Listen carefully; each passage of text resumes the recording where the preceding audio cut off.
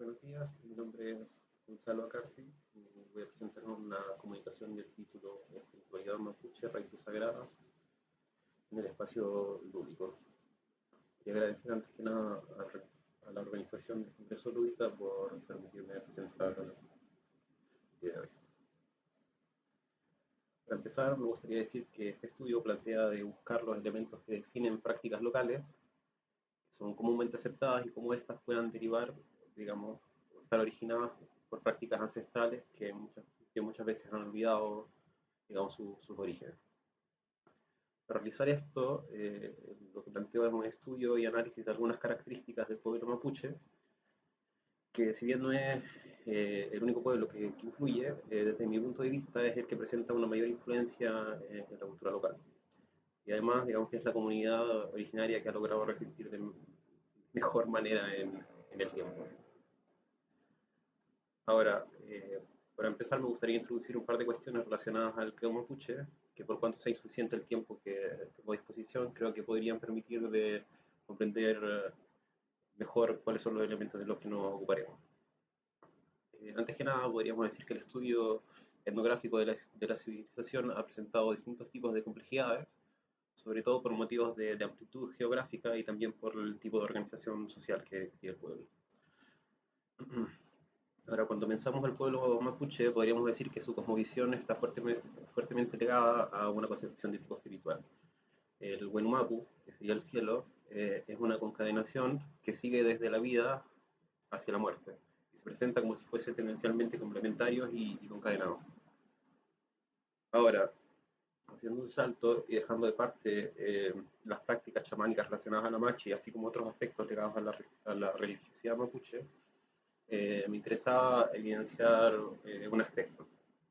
La liturgia mapuche está estrechamente relacionada con los puntos cardinales, en particular con el este, el Puelmapu, que se presenta, digamos, como eje primario de las prácticas rituales y en este caso constructivas. Entonces, si pensamos a la ruca, o sea, la vivienda mapuche, podemos notar cómo en sus orígenes esta presenta una forma circular o semicircular, con una única apertura que está posicionada hacia el este, el lugar donde están, digamos, posicionadas las fuerzas espirituales benéficas. Esto lo podemos encontrar también, por ejemplo, en el rito fúnebre, que prácticamente al momento de concluir la ceremonia, el féretro del difunto venía posicionado con los pies dispuestos hacia el este. Entonces hay una orientación del cuerpo que los lleva hacia la tierra de los muertos, es decir, hacia poniente, donde deberán cruzar un río, lago o mar hacia la otra tierra, donde tendrán un descanso definitivo. Esto se evidencia también en el posicionamiento de los Chemamul, significa gente de madera, que era una representación de los antepasados, los que también estaban orientados y posicionados a la cabecera de la tumba y mirando también en este modo hacia el este. Ahora, cuando llegan los primeros colonizadores del pueblo, digamos que, y ven el pueblo mapuche, lo describen como un pueblo que venera al diablo y que no tiene un espacio designado para la veneración de sus dioses. Esto se debe al hecho de que el creo mapuche está fuertemente conectado con el núcleo doméstico y en su efecto la religiosidad tenía lugar en espacios abiertos. Ahora, podríamos decir que la ruca reflejaba, o al menos en sus inicios, una fuerte conexión con los espacios, digamos, espaciales litúrgicos. Entonces encontramos una apertura orientada, justo después de ella el telar o vitral, está iluminado por esta entrada y en el que encontramos el elemento que siempre reconocía como la base primaria del arte, que es el nudo. Continuando, y en su origen posicionado al centro de la habitación encontramos al fuego, el cutral, el cual cumplía un rol fundamental dentro del aparato religioso. Y así también lo hacía, digamos, de tipo constructivo, ya que creaba, digamos, con el fuego una capa de hollín que se depositaba, digamos, en la parte superficial de las paredes, permitiendo en este modo, digamos, impermeabilizar y, digamos, en este modo conservar también la roca misma. En el espacio superior, en cambio, el techo presentaba una apertura, digamos, que permitía el escape de los humos, y en cambio, desde el punto de vista simbólico, debería de representar el Wenumapu, que es el espacio sagrado donde habitaban los antepasados. Bajo, digamos, de este techo se posicionaban los alimentos que con la ayuda del humo, que estaba siempre, digamos, activo, digamos, los alimentos se podían conservar por largo tiempo. Ahora, pensando a estos elementos que inicialmente caracterizaban la ruca, podemos notar cómo con el paso del tiempo y con el adaptarse a nuevas prácticas sociales y culturales, estos hayan, digamos, empezado a sufrir cambios. El espacio que era centralizado y caracterizado por los tres elementos que analizábamos antes, se comienza a modificar y cambia, digamos, a una distribución de tipo longitudinal, tendencialmente rectangular. Lo hacen, digamos, de igual manera las aperturas que están en el techo. Bueno, y también, digamos, de igual manera la puerta tendencialmente comienza, digamos, a encontrar posicionamientos menos rígidos. Aquí vemos, por ejemplo, una relación del año 1930 que en relación a las rucas, que unas se hayan dispuestas longitudinalmente de sur a norte con la puerta de entrada en una de las extremidades y otras en mayor número de este a oeste, con la puerta de preferencia hacia el oriente, pero en muchas reducciones nos faltan otras en posiciones intermediarias. En la misma relación, el autor expresa que el pueblo mapuche habría preferido su vivienda tradicional, a pesar de conocer y manejar, digamos, las nuevas técnicas constructivas. Entonces, a pesar de que, digamos, los mapuches muchas veces construían espacios modernos, lo designaban tendencialmente a la conservación de materiales o eran depósitos.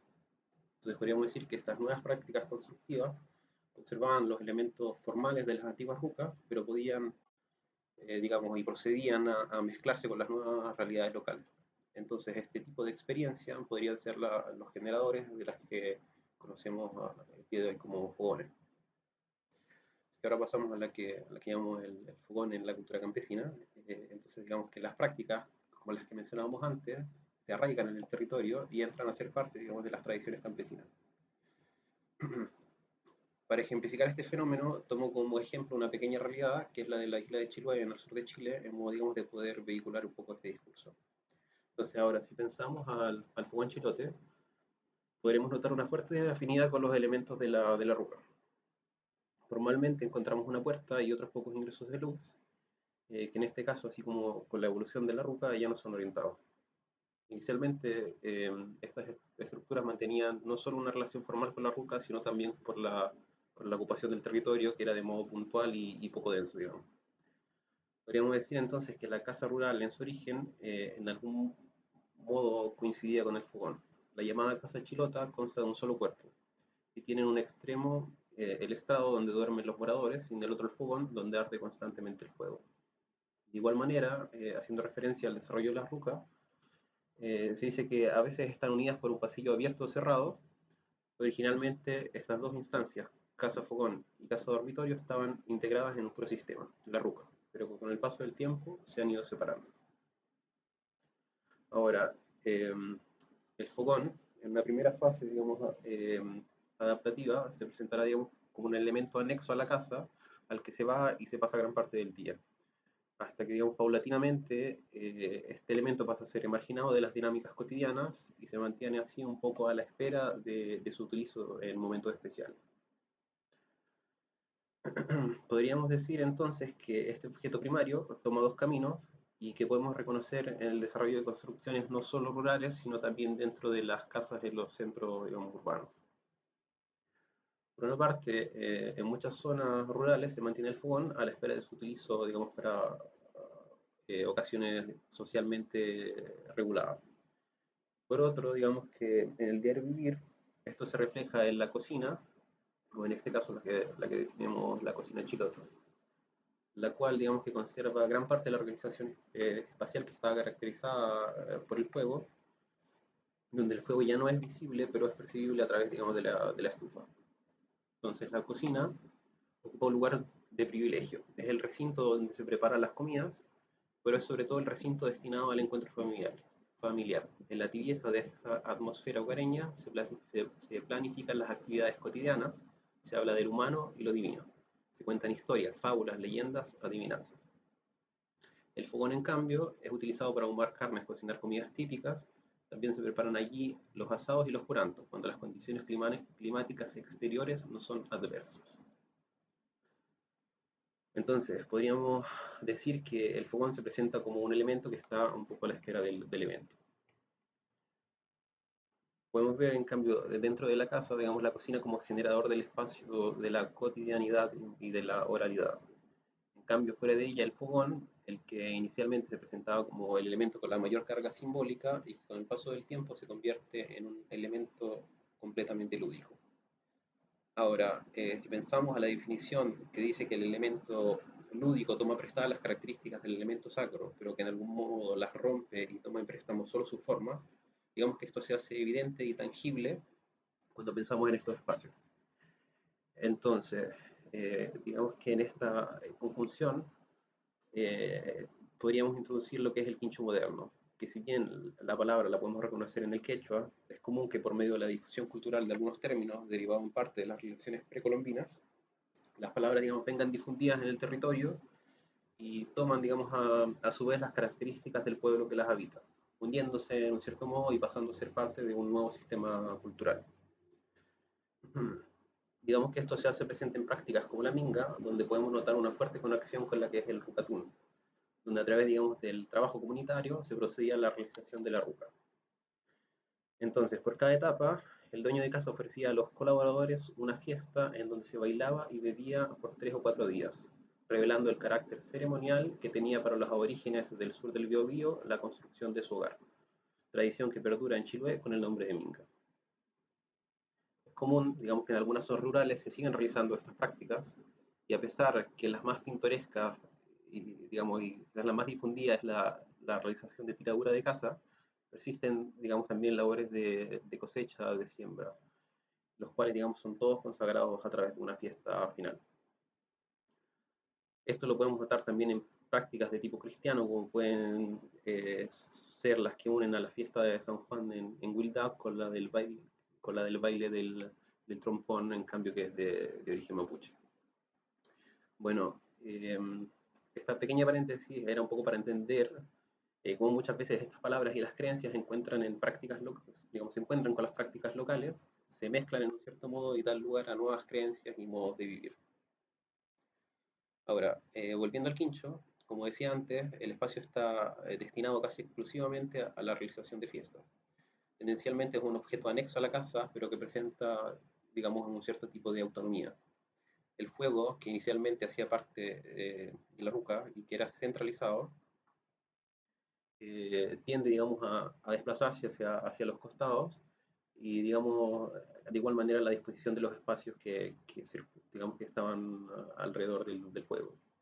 Entonces, la definición de confín separado de la realidad, digamos, cotidiana de la casa permite la realización de eventos que corresponden en este modo a las categorías, y características del juego, donde así, digamos, como en las antiguas ceremonias mapuche huilliches se predisponía la bebida, el baile y la danza, ahora encuentra, digamos, sus correspondientes en este espacio que de estas prácticas que eran sagradas, digamos, conservan solo la forma, en cierto modo alterando y destruyéndola. Ahora, para concluir, me gustaría haciéndolo reflexionando sobre estos tres elementos que caracterizan esta comunicación, iniciando desde la ruca con su disposición sagrada de los espacios, el fogón originario y la cocina que conservan una parte del elemento que sería la de la transmisión oral y del saber, las palabras, y en fin la del fogón o quincho donde se conserva en cambio solo la expresión física, digamos, de la fiesta sagrada, solo el elemento lúdico, la pura ejercitación. De este modo, digamos que podemos notar cómo la unidad del acto sagrado, la del mito y el rito, se rompe al punto de desarrollarse, digamos, en dos elementos físicos separados, que en este modo, digamos, se presentarían como puro juego. En fin, podríamos decir que a pesar que las prácticas que desarrollan, digamos, la cultura cambian, conservan en un cierto modo las partes, digamos, partes de las características iniciales que la generan. Y digamos que al día de hoy existe un alto riesgo de perderlas por completa. Esto, digamos, un poco por el desarrollo de nuevas prácticas a nivel de desarrollo de viviendas y un gusto que es siempre más globalizado y que escapa de estas realidades. Entonces la cocina y el fogón como lugar para compartir historias y fiestas arriesga, digamos, su completa disolución en espacios relacionados a un funcionalismo que hace caso omiso, digamos, a este tipo de dinámica. Si termino la comunicación. Gracias por la atención.